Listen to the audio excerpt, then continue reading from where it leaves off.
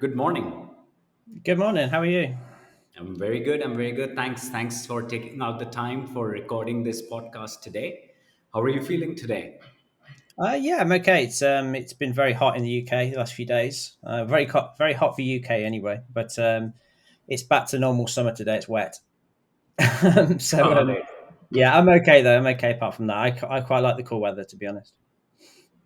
Right. No, that's good. That's good. I heard, we were just chatting before this. Strategy work is keeping you quite busy these days, isn't it? Yeah, so it's kind of strategies. It's a big topic, and there's certain areas and certain methods and certain outcomes we try to get for customers. And yeah, it's keeping me busy, sort of. A lot of Got it. work outside the UK, things like that. So yeah, interesting, definitely. Interesting, very interesting. So I know we will touch upon strategy. I know that's core of the work that you do, and Mm. also innovation. Yep. I think it's a world of innovation today, so we will touch on that. But mainly, the topic that we want to discuss today, Andrew, is how do we get value proposition aligned with customer needs and value proposition which actually takes the business forward, right? So that's some of the things that we like to discuss on this podcast and get your views and get your understanding of it. But before we jump start on that, Andrew, can I ask you to maybe introduce yourself for a couple of minutes just for the audience to understand your background and what kind of work you do, and we go from there. Yeah, definitely. So Andrew Constable. I'm based in the UK. So I run a business called Visualize Solutions. We're a boutique consultancy in the UK, and we focus mainly on strategy formulation, execution, and business innovation. So like I said, we work with clients of all sizes, but mainly most of our clients tend to be sort of mid-size organizations, mid-size in the UK, we call that. And we really try to help them become clearer in what they're trying to achieve. There's a lot of noise in the market about what strategy is, what execution of strategy is, and you see so many different things will make it very difficult to understand. So what we're trying to do is to try to make it easier for people, but also to make sure that it's actually very sort of concise in how we do it and very outcome driven as well. So yeah, that's what No, we do. great. Yeah, and business, like I said, Visualize Solutions, based in Leicestershire, in the centre of the UK. Superb. It's interesting you said that, right? And I want to take maybe double click on what you just said Hmm. about strategy and the ambiguity sometimes it has around for the business, right? And it, of course, I mean, the meaning of strategy kind of changes depending on the size of the organization or where what scale of the organization is. But Yep. tell me something. I've always kind of wondered what are the main differences when you're talking about a vision versus a strategy versus a BHAG versus what is it that goals, let's say. So what are the main core differences between these few words which are used in business language? Yeah, so you have, I mean, if you think of a pyramid, I mean, you've probably all seen pyramids of strategy, they call it strategic pyramid. You think about the different levels. So you have mission at the top generally, which is the purpose of the organization. So that doesn't really change much, not unless the whole purpose of the organization changes long term, but generally that stays consistent. And then you have the vision, which is more the long term goal. What you're trying to get to, okay? So it could be 3 to 5 years for a big organization like a telecoms organization or a government organization. It could be 15, 20 years in the future. And that's part of that BHAG almost. You're thinking, where do you want to be? Okay. And with the vision statement, like a lot of people make the mistake with the vision statement, they make it very intangible, very woolly, as we call it in the UK. Okay, so it says we want to be the number one leader in the market, and that's it. But you're better off trying to put something else behind it. So we want to be the number one leader in the market in the UK by 2025, as an example. Try to make it more quantifiable, and then you can go down a level on that as well, and you can start bringing a level of ambition behind that to make it even more tangible. So, what do you want to be from a revenue goal, from a market share, X, Y, and Z, the different things. So that's the difference. That's the vision is the goal, the longer term goal. Then below that, you have strategic objectives and the strategy. Okay, and that's really where the strategy is more about the choices you're going to make in the market. Okay, how are you going to where are you going to play? How are you going to win in the market? Okay, so Roger Martin, the great author on strategy. He always says, the where to play is the playing field. Okay, think of American football. Where you going to, on there? The how to play is how you're going to win on that market. How are you going to win on that field? That's the difference for me. And then below that, you keep going down and down and down. And as you're going further down that pyramid, it becomes more tactical. Understood. So usually, is it safe to say that objectives or goals and strategy are quite the same or interlinked? They're interlinked. They're not the same, but they're interlinked. Okay. So for me, the vision is the long term goal, you could call it, of the Hmm. organization. And then below that, you'd have things like themes. We call it strategic themes. So what are the operational pillars? You could call them, or pillars. So it could be operational excellence, could be a pillar, could be customer intimacy, could be another pillar. Then below that, you'd have objectives, and then below that, you'd have measures or KPIs. What's a good time frame a business should have a strategy for? Again, it depends. It depends on the industry. Some industries will move really, really fast. So for me, it's generally normally 3 to 5 years would be a good time for a strategy, and you have to kind of position your business over that period to look at things we call strategic horizons. Okay, so we have horizon one, two, and three, and in innovation, this is quite important for innovation as well. So what we mean by horizons is what you're going to do in the core business now. 70% of your resource and focus should be on that. Then your second horizon is more businesses which are going to start becoming part of the core. So these are things you've been developing. And level three is really where that really new innovation is coming from. Maybe you've had an idea. Maybe you've woke up one morning and you thought, right, okay, this is going to be a great idea for our company. Then you start developing it. So innovation starts from the right and it goes across the horizons back to horizon one, which is your core business. So that's how it fits together. Got it. Now, this beautifully ties into what our topic is today, right? Mm. And what we want to talk about, which is how do you design compelling value proposition which are aligned with customer needs, right? Because I think that's a part of strategy somewhere as Yeah. well. And so yeah, would love to hear your thoughts on the topic and what you have to say about that. Yeah, so for me, I think the first thing you have to say is, what is a value proposition? A lot of people know the term, they hear it. We need to design this great value proposition, but what actually is it? A lot of people don't really understand it. And to me, it's simple. It's just what is the benefit that you're going to bring, okay, to your customer? Okay, what is the benefit? Why would they come and work with you? Why would they come and click and buy? For example, if you're an e-commerce company, why would they do that? So I think for me, that's the first thing we have to do. And I think there's also this the best way to start thinking about that value proposition is a couple of steps. So how I always tend to do it is I always say, okay, let's think about who your customers are in the market. And I don't mean, we're going to say we're going to target Unilever or Tata Steel or whoever. I'm going to say, okay, who actually are they? Are they CEOs? Are they C-level directors? Are they product managers? And then we break it down into what size maybe organizations you're going to focus on. So for our business, we focus on mid-sized organizations. That's the first thing I always do. I always get the teams to start thinking about who are their customer segments or potential segments, as we call it. Got And it. then really from yeah, Sorry, go on. go on. No, Go you go. on. I was just going to I was say, just gonna, yeah, to lag. Go on. so I was gonna ask you that it's interesting you said that. I'm gonna take my own example of my business, right? Mm, JOP, we are an OKR strategy execution platform, and the buyer or the customer, if we look at it, is usually the CXO or the CHRO or the CEO or COO, right? I mean, those are the people who actually take the decision. However, the customer who is actually using our platform is the leadership, the managers, and the executive.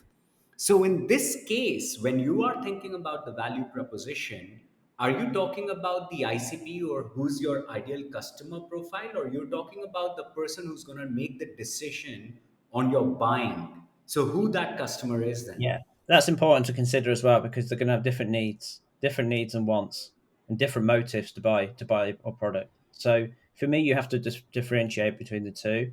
So you need to understand if it's a complex buying chain. As an example, you're going to to procurement, and they need to be brought into this process, and they have a tender or whatever.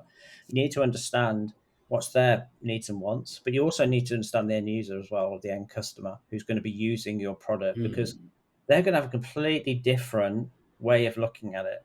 So for that, you would design two value propositions, and you would position Understood. it differently. You position it differently. And you've worked with many businesses. Usually, Mm. have you seen that people or businesses do identify and create that different value proposition for these two segments, or usually there is ambiguity and there is confusion there? There's ambiguity and confusion. I mean, generally, what I always suggest though is once you've actually thought about the two different value propositions, then you sort of hone in on, you focus on one of those longer term. So maybe your marketing will go much more towards the user, as an example, because the buyer will then be influenced. Do you see what I mean? So the user will put influence on the buyer, and they will go forward. So that's how I normally say it. See it. So that's very interesting you said that, because that then there is another level of complexity or another level of thinking thought process which is required, right? Mm. So it is not only as a company, if I'm creating value proposition for these two segments, I'm also thinking that what would be my product team be working on, because my product team is usually going to be working on the customers who's going to use the product, right? And they Yep. could be from different scales and different genres. However, my marketing team might, or my sales team might only want to focus on the buying side of it. So depending on what your department in the business is, you got to then think about what to hone on for that value proposition. Very interesting. Very interesting. Is that Yeah. what you were talking Yeah, about mostly? totally. And I think for me, that comes down into even deeper level. That comes into sort of the product value proposition. Okay, what you're delivering to the customer, what's the product you're going to sell? So your platform, for example, would be that. But then you'd also have marketing team could also develop the value proposition towards how they're going to market that product. Okay, so if they're going to appeal to procurement managers or to CEOs of organizations, okay, they're going to have completely different needs to the person on the floor who's going to be using the product. So it's about positioning. So it's very much a agile process on how you build value propositions for companies. No, great. Now this is absolutely fantastic. So next thing I want to ask is, so what would come first? Now, of course, the mission is absolutely there. The vision is, 5 years, 10 years. Where do you want to be? And as you said, you want it to be tangible. But will the value proposition comes first, or the strategy comes first? What comes first for a business?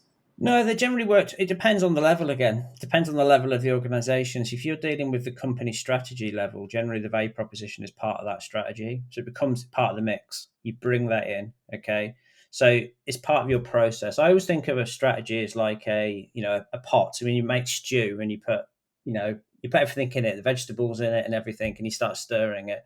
That's really what it is. You're bringing in the customer value proposition. You're bringing in the challenges you've got in your business. You're bringing in the environmental impacts, i.e., the economic landscape, the political landscape, all that sort of thing, competition. You bring it together, and then you So develop value it. proposition is one of the pieces when you are doing the strategy. Is that right? 100%, yeah, because it's all down to customer needs and wants, and how you're going to achieve that, how you're going to mitigate that for customers, their pains and such like. Yeah. Great. So my next question is, for a business when they are going through that exercise of understanding value proposition for their customer needs. First, I think is to identify what the customer needs are, right? And a lot of times I have seen that goes into a lot of, we think that the customer may need Yeah. this, Yeah. which is a very costly and expensive mistake, because you don't know what the customer needs. So Yep. how do you really go about scientifically understanding the customer need as well because your value proposition is going to come from there. Yeah, totally, totally. And I think it goes back. So on the steps I was saying earlier, the first one is you identify who your potential customers are. You don't know if they're potential customers, you just think they are. And then from that, you say, okay, you break it down to three categories, and you say, okay, for your role as an example, as the CEO of the business, right? So for you, what attributes of the product are that person looking for? Yeah, are you looking for? So the attributes of your product could be speed, it could be clarity, it could be lots of different things. Okay. Then we think about what relationship would your company have with the CEOs? So is it a hands-on relationship? Is it an account management relationship? Is it a sales relationship, an online, whatever? Then we break it down even further. We say image. Okay, what image are you trying to portray to be your customers? Now, for example, if you're a bank, the image would be trust straight away. Okay. Now it's going to be other things as well. It's going to be a list of things. That's the second part, but that's still too high level for me. You still need to break it down further. So if you go down further, and from that, you take your customer who you think you're going to be potentially working with, and you break it down to two parts. You have the customer side, one side, and you have your business, the other. And then on the customer, which we call the circle, on that, we have three areas. We understand something called jobs to be done. Okay. We have pains and we have gains. Okay. So when we think about jobs to be done, we think about what's the progress that person's trying to get to. What are they trying to achieve with your product or solution? And the great bit about that whole thinking in jobs is it takes you out of the environment of thinking our competition is this, our competition is that. We're going to design a better product. There's lots of different ways to start thinking about jobs when we think about that. For example, if we were an airline and you were in India and you were flying between Mumbai and Delhi, now for you that might be a perfect way of doing it. But there's other options to get that job done, to travel. There's trains. Okay, it'll take you quite a long time across India, I know, but there's that option. There's cars, even longer. So, but what we're thinking here, we're trying to think wider. Okay, we're trying to think about why someone does things. And the whole purpose of what we do there is we start mapping out what the jobs are for the customer.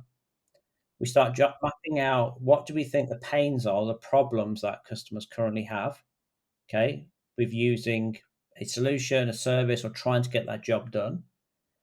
And we think about what gains are they trying to get to. So where do they actually want to be? What do they want? What's the cherry on top of the cake, as we'd call it in the UK? But again, that's still too abstract. So guess what?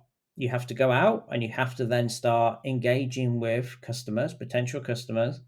You have to start refining until you gain enough clarity around who the customer is and their profile. Got it. Got it. Are there any, I'm just wondering, are there any technology tools or any frameworks out there which can help businesses and business owners or leadership, management to really go through this process of identifying, value proposition for customer needs? 100%, yeah. So the one I just described, was the circle and the square. I called it. It's from a company called Strategizer. So Strategizer is a global innovation business. I use that a lot, and I work with Strategizer as well. So we use that one a lot. There's others out there as well. The Jobs to Be Done framework. If you go to Google and type Jobs to Be Done, you'll find loads of frameworks in there. But just the key part for me is more about taking the actual idea out of your head, who you think the customer is. And entrepreneurs have this problem as well. They have so much stuff in their mind that it's very hard for them to get it out. So the best way to do it is to put it on paper or to put it onto a digital whiteboard or something like that. And all frameworks are just ways of just trying to control your thinking and trying to structure your thinking. That's all they are. So it's more Sure. about the thinking process behind it. So yeah, Jobs to Be Done framework, Strategizer, Lean Stack. These are all great companies who do great work around this area. And do you think like business owners or teams can do that themselves, or they need outside help? They need facilitation for them to think this through, and maybe it also is a point of the size of the company. If it's a small size, maybe they can do it together. But if it's a big conglomerate trying to really do deep thinking, then they need facilitation. So what's your view on that? I mean, obviously, as a consultant, I'll always say that it's they have to employ someone like me to do it. But generally, no, you can for a smaller business, you can do it. But the only problem you have is when you are connected to the business, you're really close to it. So you're very biased in your mind around, oh, we think our customers are this, we think of that. Oh, we don't need to go and do anything here. Whereas if you're an outside facilitator come in or a consultant, and this is the key part, when the consultant comes into the business to help with organizations at various sizes, is they actually don't come up with a value proposition. They don't do it. They help you come up with a value proposition because you in the business, your business, you need to own it. It can't be owned by the consultant because it will live in the consultant's head then. So you need to be in that process. So for me, yeah, and I think there's a lot of biases. And the great thing about being an outside facilitator or a consultant is that you can ask questions which maybe other people won't ask in the business. They Very don't want well. to lose face. They don't want to lose face, as an example. So if they expected to know something but they don't know it, they may not ask the question because it makes them lose face. Whereas I can go into a company and I can question the CEO and I can ask silly Absolutely. questions. Yeah. And is this a continuous exercise? Like one has to think about it on a quarterly basis, half yearly, yearly, or it's just a one-time exercise according to you? No, again, it depends. It depends on what you're trying to do. So if it's the complete value proposition for the whole business, then you should review it periodically. You should look at maybe an annual process, look at it. Is it still valid? Does it make sense? If it's a product value proposition, because obviously you can go down to different levels, because maybe your business has 5 different products. They're all going to have different value propositions. So for you, you could have to review it every time you release a new product, and you have to keep iterating on your value proposition, keep learning because customers' needs change. Otherwise, you'll be in a position where a lot of businesses, who their needs, customers have changed, and they haven't changed with the customers, and they're no longer around anymore. So you have to, it's Very iterative. well. Keep going, keep going. And we both know OKRs. I mean, we Mm, both believe in them. We both understand them, work with them. yeah. Do you think the OKR framework can be used in doing the whole exercise of value proposition or make it even transparent to the company? And if yes, what is the best way to go about and use them? Yeah, good question. I would say that yes, it could be used. It could be used to, but not to actually define the value proposition at all. It wouldn't be used for that. It'd be more used for when we define value propositions. It's not just writing it down on paper or putting sticky notes on paper. It's about then engaging with the market, engaging with customers, interviewing customers. Running lots of different experiments, as we call it, and that takes time. And basically, that turns into a little project, a mini project. So an OKR system could easily come into place there that you're going to run projects and measures behind it. The only issue I would have with that is that one of the problems is we all know that OKRs need to be outcome focused, not output focused. And one of the mistakes you can have when you do it based on this project approach is that it becomes very output. We're going to interview 20 customers by the end of March, as an example. Well, that's an output, isn't it? It's not an outcome. So you would have to do some work around that as you go forward. But yeah, you could easily use Very it. well. Very well. No, thank you. And do you recommend any books which our audience can read, or any podcasts that people can listen about this topic? Yeah, so value proposition design, there's really three. There's more than three. There's lots of different people out there to listen to and to see. But the main books I would look at is the first one is easy to remember. It's called Value Proposition Design by strategizer. Alex Osterwalder wrote that book a few years ago, but it's still very valid, very practical, breaks down step by step how you should do it. I would also look at some of the work from Ash Mamora in the US. Ash has done a lot of great work around that. And then if you go into the jobs to be done area, which is connected to the value proposition design, look at Tony Ulrich.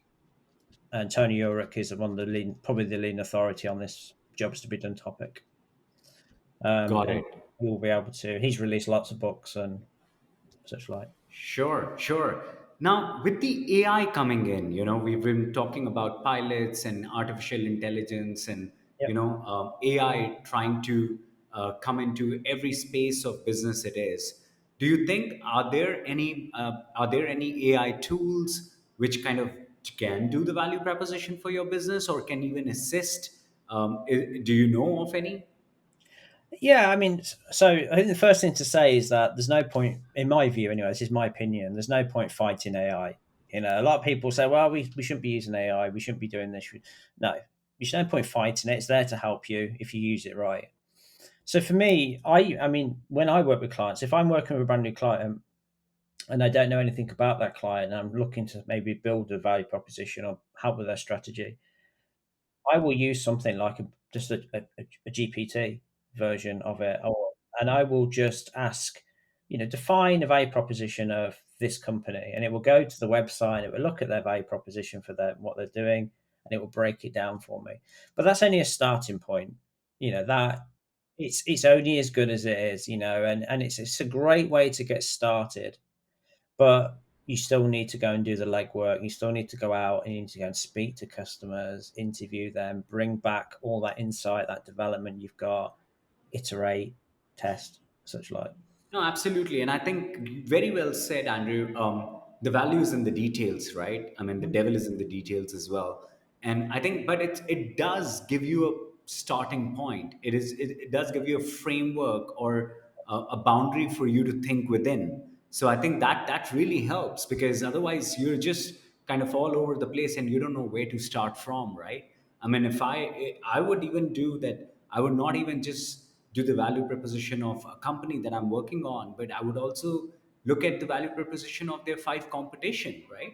Yep. And maybe there is an idea that comes to me which helps me when I get into details with the team. So absolutely, I think very well said. So yeah, we're almost on time, Andrew. Anything else that you would like to leave our audience with today? Yeah, I think first of all, I think when it comes to value proposition design, is really make sure that you are first of all clearly defining that customer segment. Who do you want to target? Don't just say everyone, because if you target everyone, you targeted no one. So make sure first of all you define your customer. Secondly, take those parts, take all that information you've got in your head or as a team, and put it onto a framework. As I said, strategize a value proposition is great. Okay, so you could use that tool. You can download it for free on the internet. The tool value proposition canvas, and look at that. But then the third thing, which is really important, is don't neglect the actual going out and speaking to customers. Okay, because don't assume that you know anything. Okay, I always say, when I work with companies, one of the things that I always say is, okay, we've completed our interviews with customers, and I say, great, okay, what did you learn? And then I find out they haven't actually spoken to customers; they've spoken to their account managers who deal with customers, and that's okay. That's part of the way there. But ultimately, one of the problems you find is, and I've seen this so many times, is the account manager's view is different to the customer's view. Very So well. get to the Very end well. customer, speak to that end customer, and don't be scared of interviewing customers. And there's a whole topic around this, but don't be scared of that because to me, an interview of a customer is very much just like we're doing now. It's a conversation around their use cases. What are they doing currently? What challenges have they got? What competitors are in the market? What they're using? What they like about those competitors? What they don't like about them? It's a big melting pot. You put everything into that pot. So that's the thing I would say. Don't neglect that interaction with customers, and don't be distracted by saying you can buy this expensive tool and it's going to do this for you. No, go out and speak to someone. You'll learn a lot more. Yeah, I think it's absolutely important and extremely necessary for you to be in front of the customer and really talking one on one to really understand what's going on. So, hey, thank you, Andrew. Thanks for your time. So, if our audience want to reach out to you, what is the best way for them to get in touch with you? If they want to get in touch with me, probably the best place is LinkedIn. Probably. So just go to Andrew Constable and you'll find me there. I don't think there's that many on there, so you'll find me probably up there somewhere. So go to LinkedIn, just send me a message if you want to ask any questions or anything around anything we spoke about. And give me a follow as well. Give me a follow. I post pretty much every day around this topic, strategy and value propositions and innovation, such like. So, yeah, just yeah, reach out if you need to ask anything. Perfect. Thanks for your time. We'll be in touch. Yeah. Fantastic. Have a good day. Thank you. Thanks. Bye bye. Bye.